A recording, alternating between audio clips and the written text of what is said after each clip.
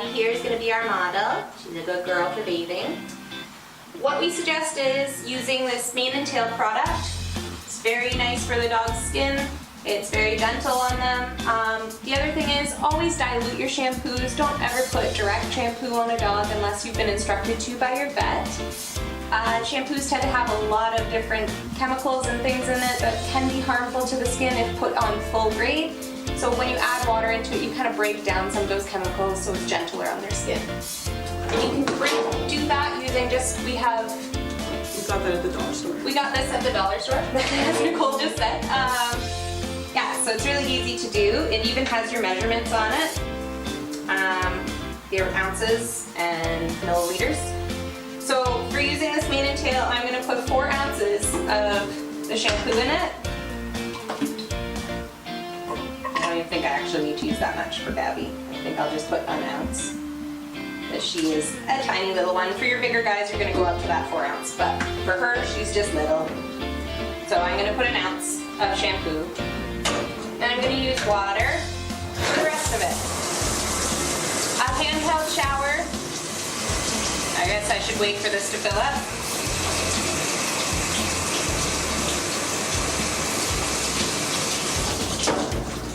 A handheld shower head is going to be your best friend. You don't have one of these, it's really just important to get the soap off. So even just having a jug of water that you're constantly going over and over and over to get it off will work the same way, but this is the best thing to use. Put your lid on, shake her up. Make sure it's really mixed in so that you're not going to be putting direct on unless you really need to. Alright, let's Gabby back up. Good girl. So we do it from a dry dog. We find it's a lot easier and we can mix it in a little bit. Again, another reason why you have diluted it is so it's not so harsh on their skin by putting it on a dry dog. So I like to close the ear and come down from the back of the head down the back. The reason that I choose to do it that way is if for some reason your dog has fleas, which I really hope it doesn't because good luck.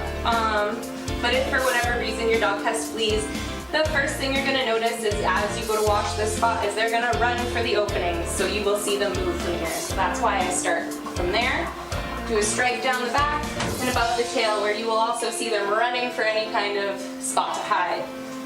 I'm really going to massage it in and lather it in. Getting everything all soaky. Miss Gabby, you're such a good girl. I'm avoiding the dog's eyes and the snout on her because she is not a long-haired face. On a long-haired face, you would come down. I can show you on her, but she doesn't actually need it. You can take the shampoo and cover the eyes and just go down the sides. She didn't have the hair to catch it, but normally your dog will have hair to catch it there and you can work it in a little bit better. You're such a good girl. I know, I'm sorry.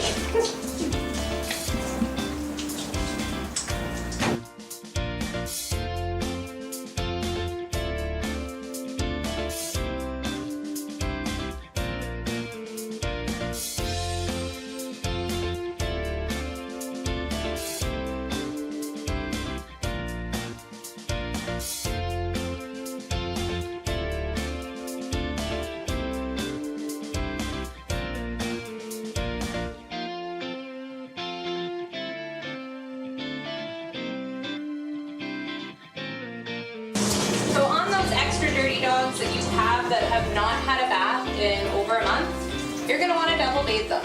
Because think about it for yourself. You wash your hair, what, 2 times in a week, if not more. Your dog has not washed its hair in over a month. You're going to want to give a second bath or else it's still dirty. So just the same way that you did, but you don't need to be quite as thorough because you've already done the deep spots. So avoiding kind of their head area. That's okay, you can get that with the soap suds as you come up. See? Mixed up just like that. Doesn't need to be poured on. It's coming down. It's going to spread a little bit easier now too because they're wet. Miss Gabby, stay in the tub. And really, like Nicole said, scrubbing to get down into where their hair is. Using your fingers, just kind of massage it in. Yeah,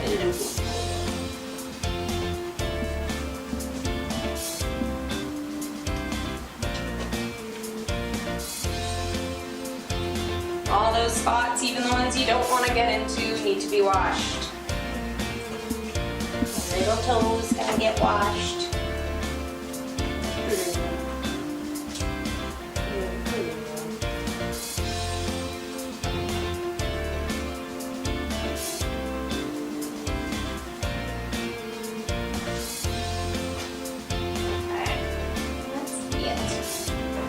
And then we rinse again. Please make sure to remove all shampoo when rinsing. What I like to do when I'm rinsing is I pull the hair in the opposite direction so that it does kind of reveal the skin a little bit, and therefore you can get down to where the skin is. If you just kind of do this, you're not going to get down to the skin. All that stuff is just pushing the soap down over the surface. That's why you got to pull kind of the hair out of the way so that you can get down to where that skin is. Sorry.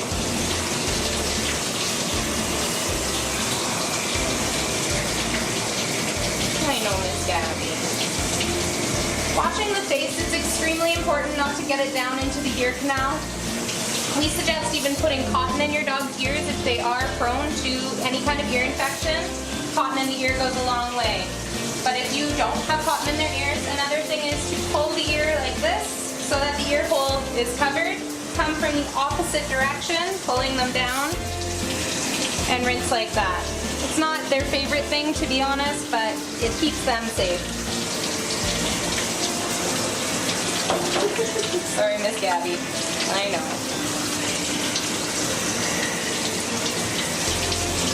Good girl. Almost there.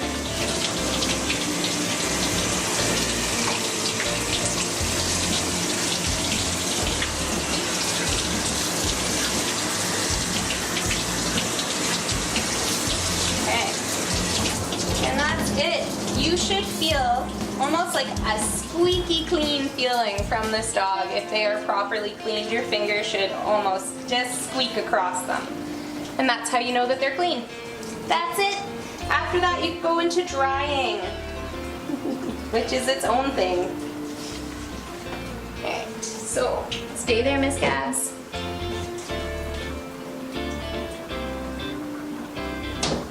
Using a towel, just easy.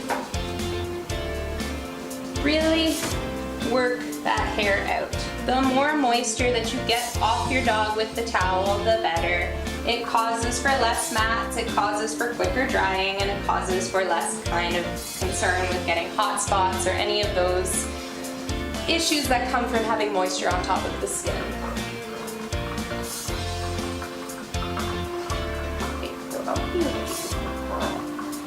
So what I'm doing is I am taking my towel and I'm moving the hair around to get, just like as if you were bathing them, to get under where the skin is, because the skin is what you want to get dry.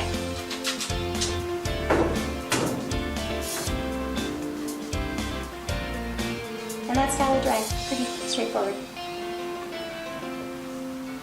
From here, you're going to want to use your blow dryer. The reason that we suggest that you blow dry your dog, obviously some dogs will not let you and you're going to have to let them air dry. But if you are able to blow dry your dog, it is important to do so, because having, like I said, that moisture sit on the coat and on the skin can turn into a bit of a problem. So really getting your dog dry is important, and then brushing them out again to make sure that that comb can go through all over. If you have a mat and then you get moisture underneath the mat, that is a recipe for a hot spot or an infection. So infections love dark, moist areas, and that is what underneath the mat is. It is a dark, moist area that things can fester. So that's it. That's bathing and drying.